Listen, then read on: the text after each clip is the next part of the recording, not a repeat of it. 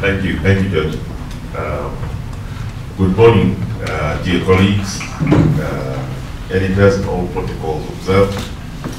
I had not realized when I was invited to come and speak here today that this was the inaugural Philip Ochieng 2022 Memorial Lecture. So it makes it a real honor for me to be given this inaugural lecture. And thank you to the Editors Guild for inviting me to do this. I'll start with an anecdote of my interaction with Philip Ochieng, because I'm seeing a lot of very young people, and it's true, Churchill. We are older now. So it's good sometimes to remind the younger generation of. I first heard and met of Philip Ochieng, not heard of it, but I got to know him when he was editor of the Kenya Times. Kenya Times was owned by the ruling party, KANU. And so he was in I was an editor, associate editor at a executive magazine that was a business monthly, and correspondent for The Economist. And so I was, at the time, my posture towards the KANU regime and President Moi was, I will not say the most friendly. But when Philip Ochieng invited me for a drink one evening at the United Kenya Club, which is not far from here, next to St. Paul's, Philip Ochieng was a pillar of the journalistic fraternity, and one could not refuse his invitation. And I sat with Bwana Ochieng, and we had a drink at the United Kenya Club, and he was offering me a job at the Kenya Times. So we started negotiating it. I was very curious that the owners of the Kenya Times would want somebody like me associated with that newspaper at all. But he reassured me that all the way to the very top, he had gotten the clearance. He then gave me a very good lecture that I'll never forget. I won't go over, about the complexities of being an editor in a country like Kenya, which has a history of having a relatively free media. I think we have done well compared to all our neighbors in this part of Africa. But he gave me a lecture of how difficult it is to be an editor in a situation at the time which was not that democratic, but we were moving towards greater democracy, and there was a lot of rancor and pushing and shoving in the political elite about it. And he said that, one has to accept in this job of journalism that you win some, you lose some, and there will always be casualties. If you don't want to accept that reality, then you can work for Standard Chartered or Barclays Bank, or and life will be a lot more easier and straightforward. But here we play a role in society of turning truth to power that always causes some discomfort. And his lecture to me about the challenges of politics came to be true, because I think we met on a Thursday or Friday evening, and we had this long discussion, and we were doing our negotiations. I said, let me come back to you. And on Monday, President Moi sacked Philip Ochieng. And in a sense, it brought home the truth that he had told me, that there are casualties in this business. And when we next met, we both laughed and said, I told him, what you told me seemed to have happened to you.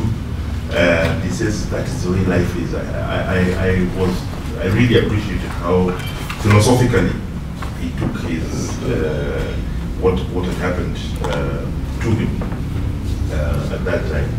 So that was the limit of my interaction with Philip Ochieng. We talked several times after that when he was at the Nation, but mostly when in the later times when he was a columnist. And I was trying to tempt him to write for our own little online paper, The Elephant. And at the time he was not feeling very well physically. But I think I would like to congratulate the Editors Guild for honoring Philip Ochieng, for honoring a journalist. In Kenya, we seem to honor politicians, especially if you go to a politician's funeral, even a thief. Really, you will think this is somebody who was sent from heaven to save Kenyans. But actually, Kenya is held together by a range of institutions, and the media is at the forefront. So for us to be celebrating a journalist, a leading journalist like Philip Ochieng, we also recently lost Hilary Mweno. I think the Editors Guild should be congratulated for doing this. And please keep up this lecture.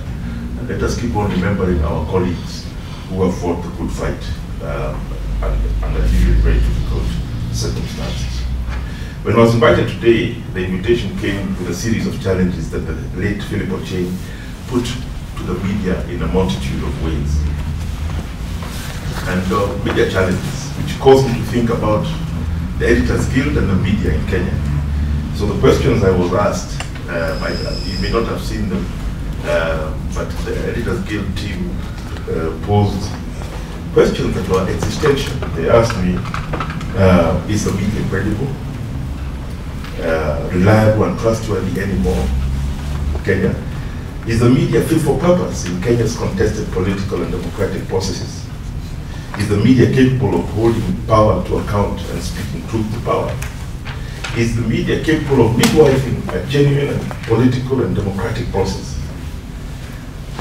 And I thought of those questions, and the questions themselves said something about the way the Kenyan media perceives itself in our particular context. And despite our difficulties, it gave me hope. In many countries in this part of the world, this is Africa's roughest neighborhood.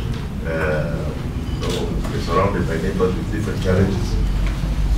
We have also had our own challenges. But these questions, that the Media Guild can ask itself this question, says something about the media in Kenya. Because as I said, in many countries in this part of the world, media is struggling to stay alive institutionally, and for journalists personally as well, in terms of the number of journalists who've disappeared, who've been murdered. I'm sure you will report on them. Just in our neighboring countries within this region. It doesn't mean that we don't have the same political and democratic process. There are not many people who can, there are not many sectors that can say, can we midwife our democratic process?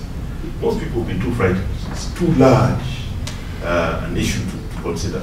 But the Kenyan media has the capacity, has played this role in a very profound way before, and I'll talk a bit about that.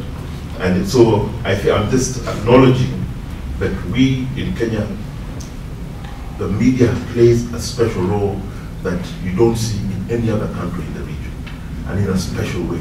It has a power, a very soft power, that has to be taken seriously by anybody who arrives here.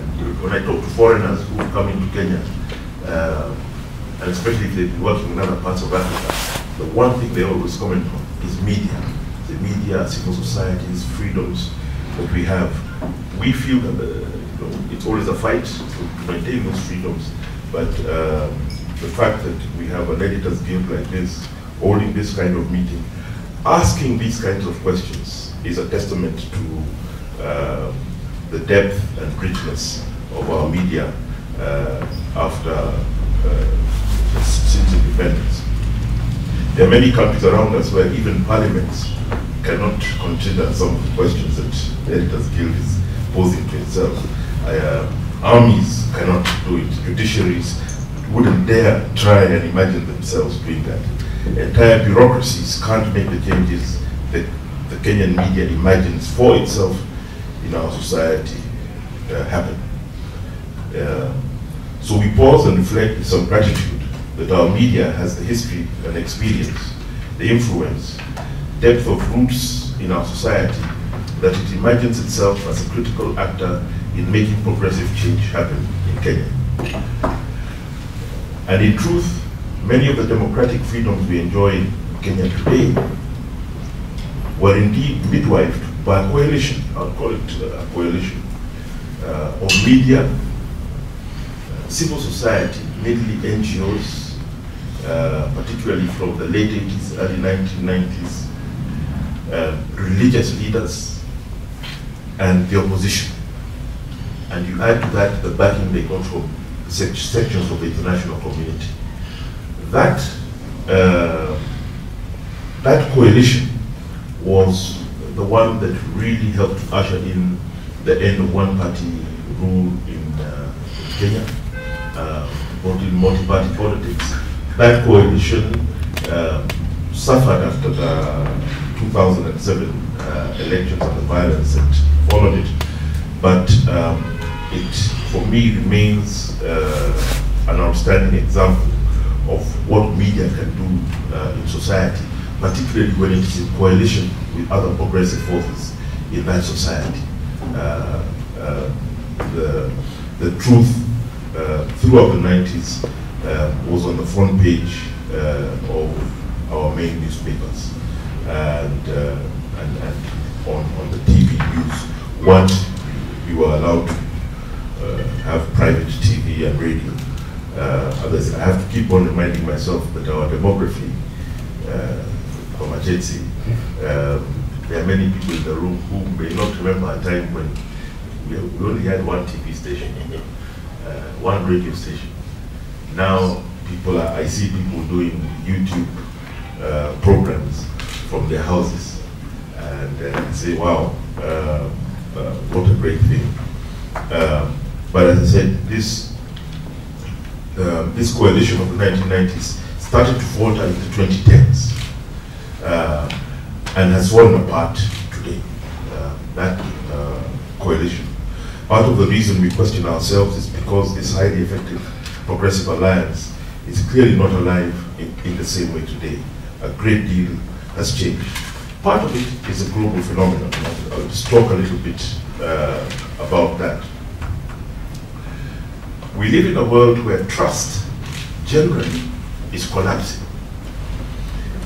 The 2022 Edelman Trust Barometer, the Edelman Trust Barometer measures trust in institutions around the world, which institutions are trusted more than others. And in 2022, which is interesting, their findings were, their highlight findings found that there is a vicious cycle now of distrust fueled by government and media, and this is apparent around the world. Because through disinformation and division, these two institutions are feeding the cycle and exploiting this distrust for commercial and political gain. And this has happened when we are witnessing a collapse in broader trust in many institutions, even in mature democracies, where increasingly less than half the people in countries like the US, the UK, Germany, and Spain trust their own institutions of governance. Additionally, the Edelman Barometer found that none of the major information sources today are trusted as a source of general news and information. With trust in search engines at 59%, followed by traditional media at 57%, owned media at 43%, this is where a single individual family owns the paper, 43%, and social media only at 37%. Distrust is now society's default emotion, with 6 out of 10 people saying their default tendency is to distrust something until they see evidence that it is trustworthy. Another 64% say It's now to the point where people are incapable of having constructive civil debates about issues they disagree on. When distrust is the default, we lack the ability to debate or to collaborate. So this is the broader challenge that we face. Secondly, we live at a time of great geopolitical changes. And Kenya, for all its sins, partly because of where we are located in Africa, partly because Kenya God has helped us. We do not have oil, we do not have gold, we have no resources that we just dig and sell and earn foreign exchange. Kenya has had to invest in our primary asset as Kenyans is Kenyans themselves. And so we've invested better than many of our colleagues in education, and our population is enterprising. And so, but we live in a time where even as our countries grow and mature, we are watching as financial and military power moves from the west to the east, and where Africa's population remains the world's youngest and most rapidly growing. By 2100,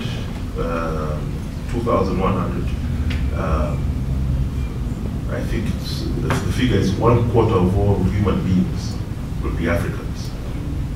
If you include African Americans in the US, but even more importantly, the Afro-Brazilians in Brazil and in Colombia, that figure goes up to 1/3.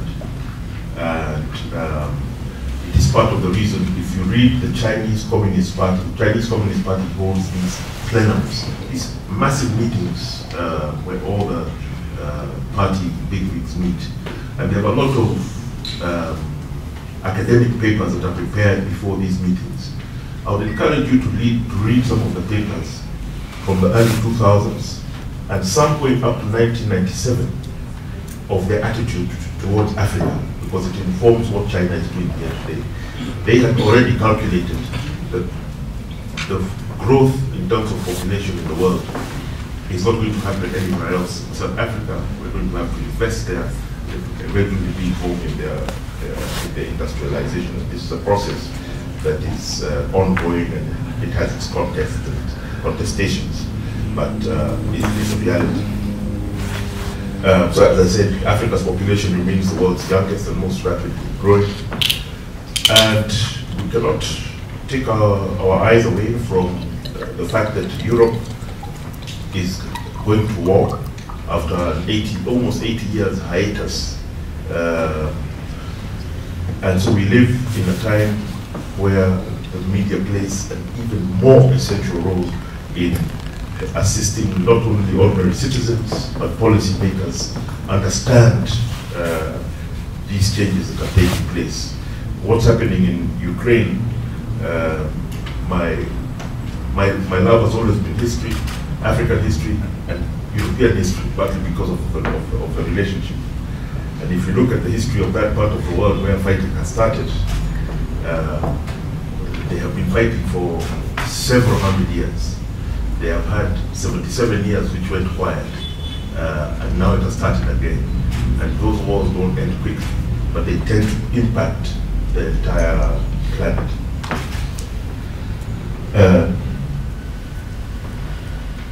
The first draft of a nation's history is written by the media.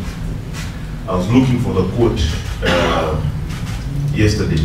I think it was Nixon, who had a very painful, President Nixon in the US had a very painful relationship with the media, and he complained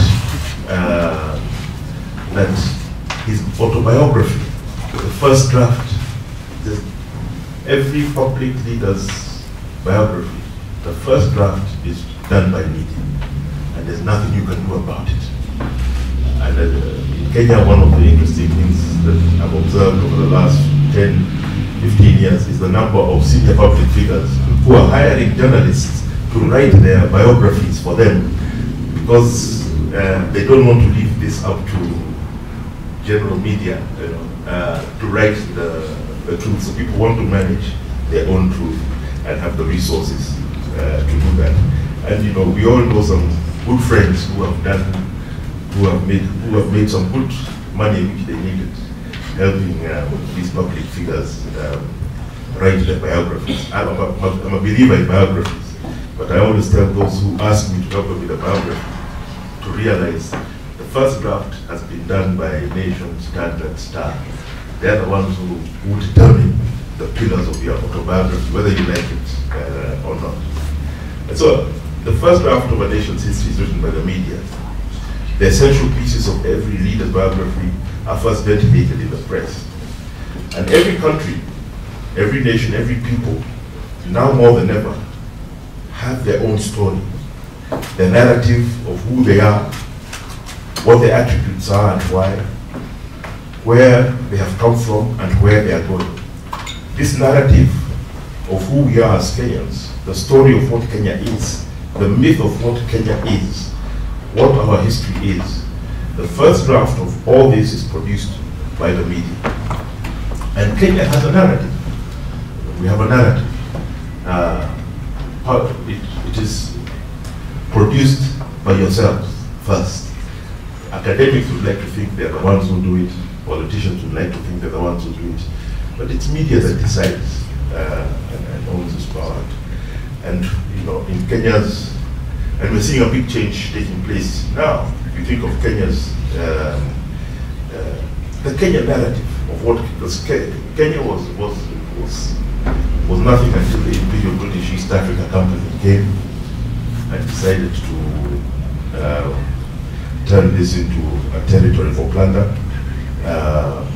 Eventually it was taken over by the British Empire and became a colony. But our post-independence narrative has been designed very much by media.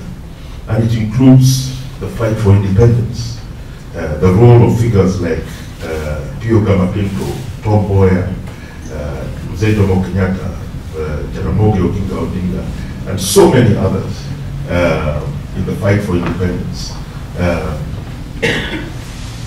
Part of that narrative is our founding father, Mzee Jomo Kenyatta, led that fight and stewarded the nation into a stable and prosperous independence.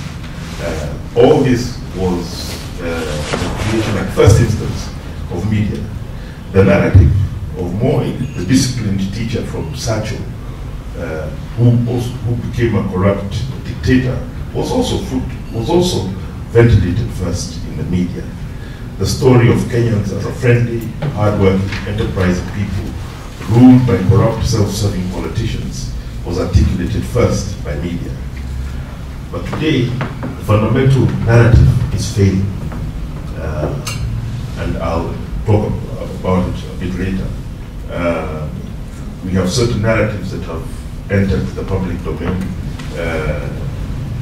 especially for the last 10 years. The tyranny of numbers narrative. 5 ethnic groups in Kenya determine who will be the head of state, and they have to be, you have to campaign in those areas if one wants to become head of state. All these narratives have been built, have been articulated first by media. As I said, today the narrative is failing. The dynamic economic powerhouse of the region has mismanaged its affairs to the extent we find ourselves going into an election in the middle of an economic crisis that has both local and international causes. Our central narrative about ourselves and our ability to manage our economy, in particular, has crumbled. Because Kenya has always prided itself that despite the lack of natural resources, we manage the economy well, we are enterprising people, but if you look at the amount of debt we've accumulated, the kind of corruption we have seen, that particular part of the narrative of ourselves is struggling.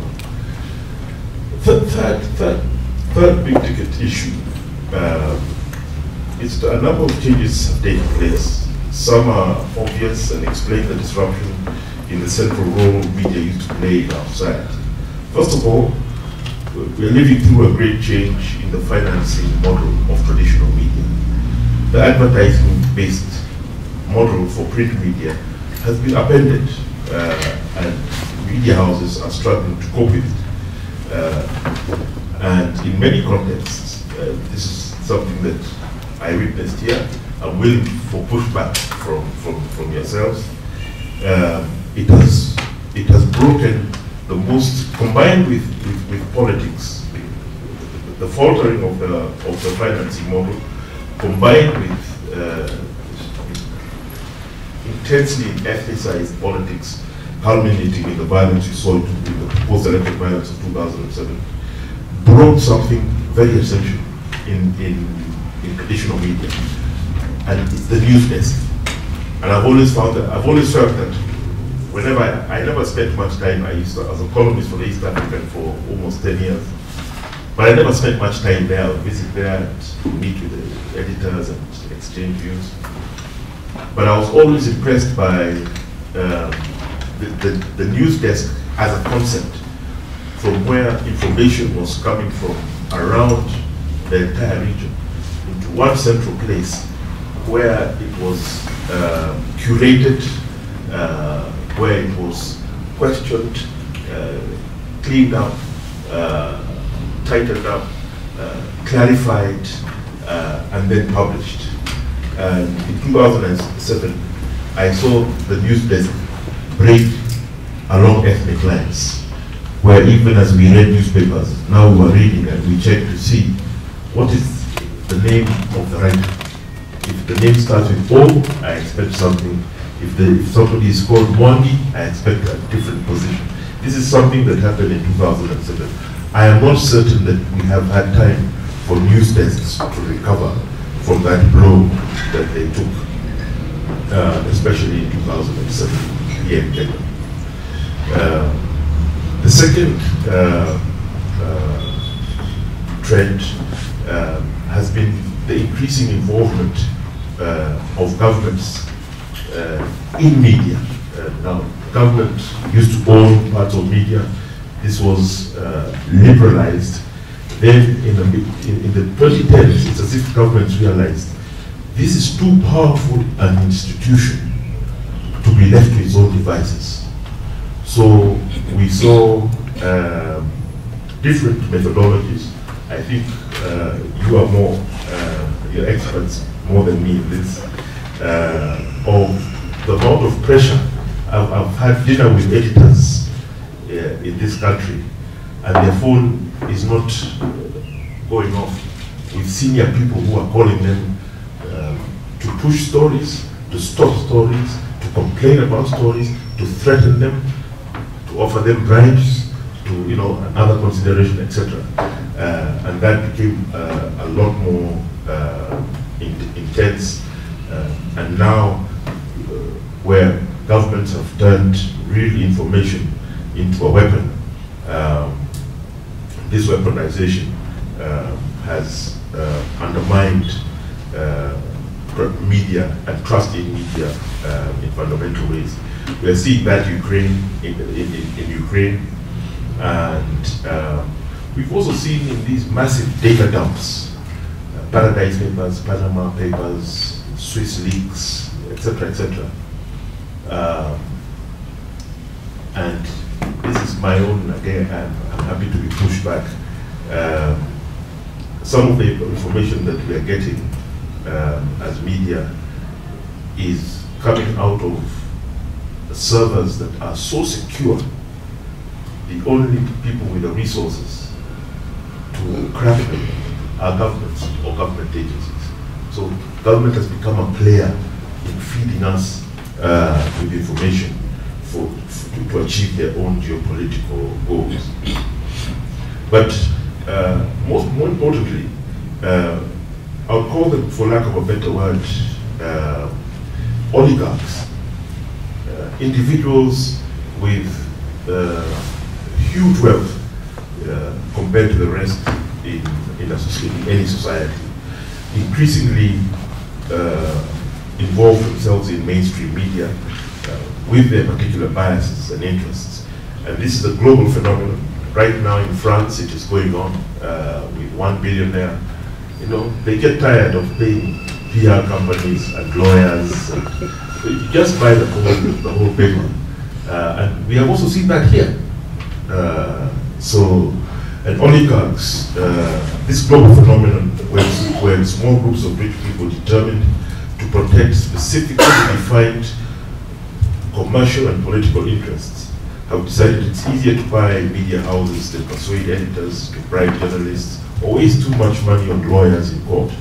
Meanwhile, a powerful industry of laundering reputations using the media has built up, ironically, often led by former journalists, spies, and other types of analysts.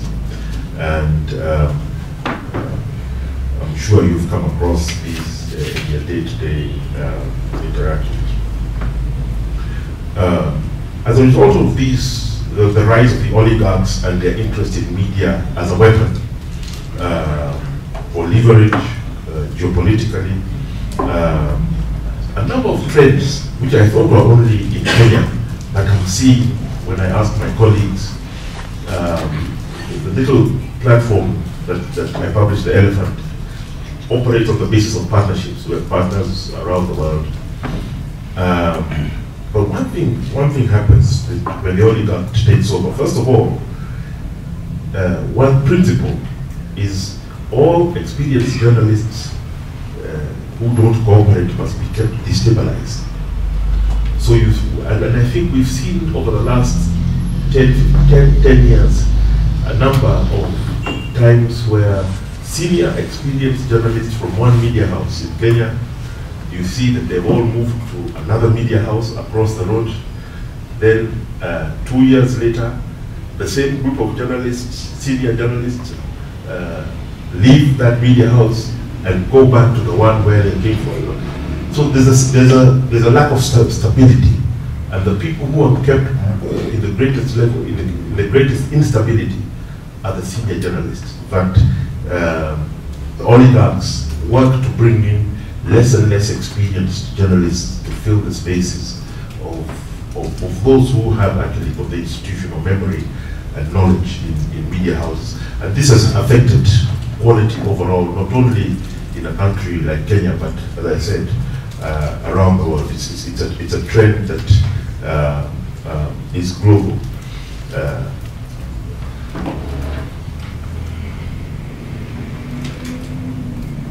This has led to a situation where political and commercial pressures means that the compromises that you make as media have increased, and this affects ultimately your capacity to speak, our capacity to speak truth to power. And that has a knock-on effect on just trust, that we lose trust of our consumers, our readers. I had one person describe to me when I was questioning, some of our headlines are very curious. Now, I say that again, recognizing that I am from now a different generation. But these days, sometimes, the last several years, headlines can be very curious. You have a large screaming headline that is saying one thing, but when you look at the story, there is really no story there. So it's become quite confused. And one editor, in a moment of perhaps he didn't mean to tell me, but he said, unfortunately, our front page is real estate for rent and for lease. But inside the paper, you will find some very heavy, serious stories. But it says, we've given up on the front page. The pressure is too much. If we put on the front page what we really want every day, we will just be spending our time fighting legal cases, and a huge amount of political pressure will fall to bear on us. Found it to be interesting. Again, I'm very happy to be challenged on that. The fourth profound change, and again, Kenya on the African continent is among the leading, together with South Africa and Nigeria, is among the leaders in this, which is, the profound change in media that the juggernaut of social media has brought about in the way we work, not only the way traditional media works, but what media means has been transformed by social media. Social media that can count its readers, for lack of a more apt description, in the billions, while traditional media, playing by traditional rules of a publishing house, are lucky if they have a few million readers. Social media has turned all of us into publishers without having to adhere to the rules, the codes of conduct that govern behavior in traditional media houses. The sheer scale of the disruption cannot be understated. I was involved in a high-level discussion with some people from Silicon Valley, Palo Alto, mainly investors in media. We want to see what they can do in media after the crisis of Trump and how Twitter and Facebook were used by Cambridge Analytica. They wanted to do something new, so we're in a big discussion of how can we use social media more cleverly. And I put to them, again, I'll put this to you, I said actually we need to accept, these big social media companies need to accept themselves as publishers, that they are publishers. And certain rules, when you're a publisher, there are certain rules and there's a certain code that you have to adhere to. And they're being forced to hire more and more people to moderate and to curate their content. So just accept that you're a publisher and hire the people that you're putting out of work in the traditional media houses to assist you with a job which you're having difficulty doing. Social media has been liberating to voices speaking truth to power in restricted contexts, so we in Africa love it. Still, it can often be a toxic space where it's difficult to tell the difference between truth and manipulation. Indeed, specialized companies have emerged to manipulate what we consume on social media, and the social media companies themselves treat us and our data as a primary commodity in trade. When Facebook and Twitter, what is their commodity? What are they selling? And actually, their most profitable commodity is you. Your browsing habits. It's not the ads, but it's actually this data that they can sell to those who then produce the ads.